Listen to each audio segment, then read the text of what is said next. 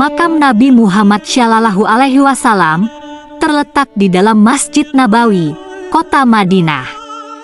Tempat ini merupakan salah satu tempat paling suci bagi umat Islam. Makam Nabi ini tidak hanya menjadi tujuan ziarah semata, tetapi juga sebagai simbol cinta dan penghormatan yang mendalam terhadap baginda Nabi Muhammad Shallallahu Alaihi Wasallam.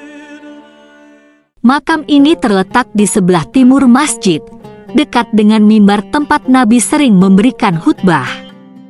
Di sekitar makam terdapat area yang dikenal sebagai Rauzah, yang dianggap sangat dihormati dan merupakan salah satu tempat paling diberkahi untuk berdoa. Setiap langkah menuju makam ini seolah membawa kita lebih dekat kepada sejarah dan kemegahan Nabi Muhammad Shallallahu Alaihi Wasallam. Allah Subhanahu wa Ta'ala mengharamkan bumi ini untuk memakan jasad para nabi dan rasulnya. Jasad para nabi dan rasul akan tetap terjaga harum sampai hari kiamat tiba.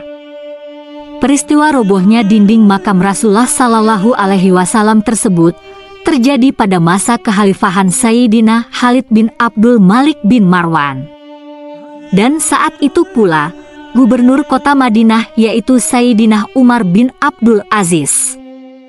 Imam Al-Ajuri meriwayatkan bahwasanya Khalifah Khalid bin Abdul Malik memerintahkan kepada Gubernur Madinah kala itu, yaitu Sayyidina Umar bin Abdul Aziz, untuk merubah rumah-rumah istri Rasulullah Sallallahu Alaihi Wasallam yang telah beliau beli.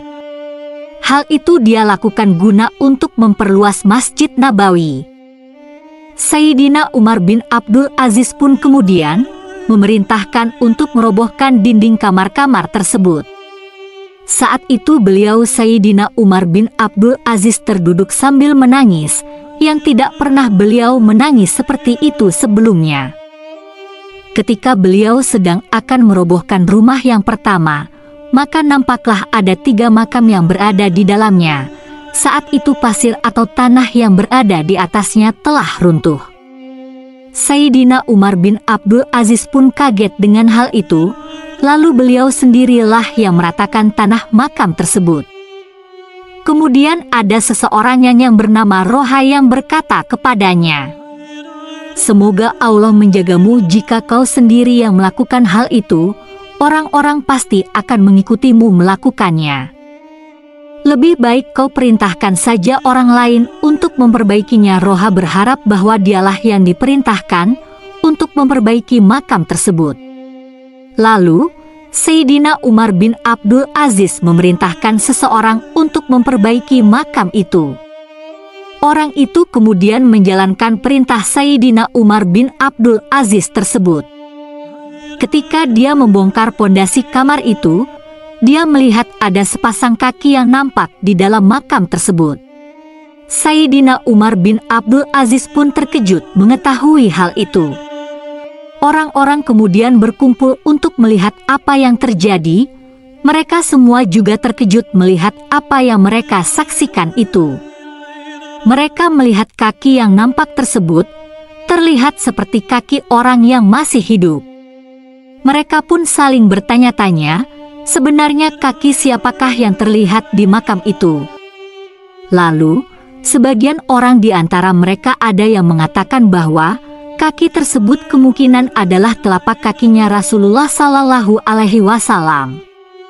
Sebab, kakinya masih terlihat seperti kaki orang yang masih hidup. Namun sayangnya, tidak ada seorang pun yang mengetahui sebenarnya milik siapakah kaki tersebut, hingga kemudian datanglah Urwah bin Jubair. Dan ia berkata, "Ini bukanlah kaki Rasulullah, ini adalah kaki Sayyidina Umar bin Khattab radhiyallahu anhu." Kemudian Roha menyebutkan bahwa makam Sayyidina Abu Bakar berada di tengah-tengah dekat makam Rasulullah, dan makam Sayyidina Umar bin Khattab berada di belakang makam Abu Bakar As-Siddiq.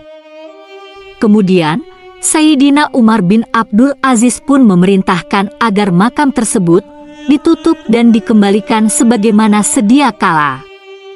Selain itu, datang cerita dari seorang pria yang memasuki kamar Nabi Shallallahu Alaihi Wasallam pada tahun 881 Hijriah. Ia melihat makam beliau Rasulullah, Abu Bakar, dan Umar radhiyallahu anhu. Kemudian, dia menggambarkan pengalamannya tersebut dalam bukunya. Kamar Nabi Shallallahu Alaihi Wasallam memiliki 2 dinding luar dan dalam, yang pada tahun tersebut, para jamaah sholat di Masjid Nabawi merasakan suara benturan di dinding luar timur yang mengelilingi kamar Nabi Shallallahu Alaihi Wasallam. Suara itu adalah dampak dari dinding bagian dalam kamar Nabi, yang sebagiannya runtuh ke dinding luar, sebagian dinding bagian dalam bersandar ke dinding bagian luar. Para jamaah juga melihat terdapat retakan di dinding tersebut.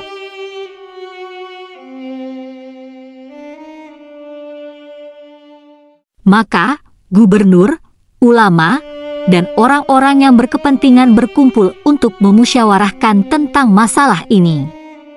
Mereka sangat berhati-hati dalam membicarakan masalah tersebut, sehingga akhirnya dicapai solusi dengan menghancurkan tembok yang retak. Dan inilah pertama kali orang masuk ke kamar Nabi Muhammad Shallallahu Alaihi Wasallam. Mereka melihat retakan pada temboknya setelah lebih dari 790 tahun lamanya. Di antara panitia renovasi makam Nabi yang masuk ke dalamnya adalah Al-Alamah Nur Al-Din Abu Al-Hasan Al-Samhudi rahimahullah. Al-Samhudi rahimahullah berkata, kamar Nabi Muhammad Shallallahu Alaihi Wasallam tidak memiliki pintu dan tidak ada bekas terdapat pintu, jadi tanpa pintu.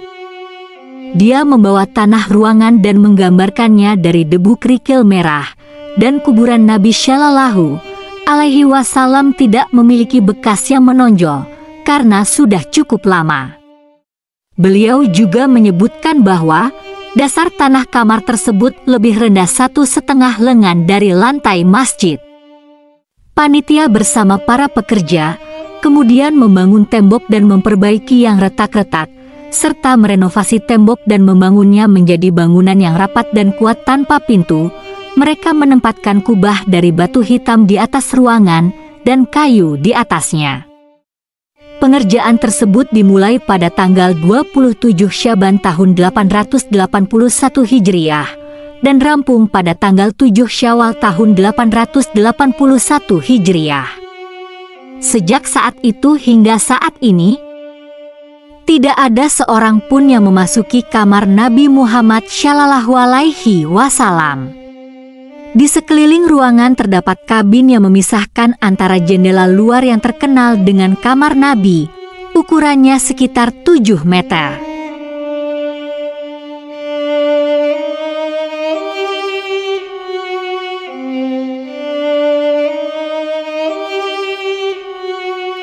Itulah beberapa informasi terkait dengan alasan robohnya makam Nabi Muhammad Shallallahu Alaihi Wasallam. Terima kasih Sobat Sains Islami yang telah menonton video ini hingga selesai.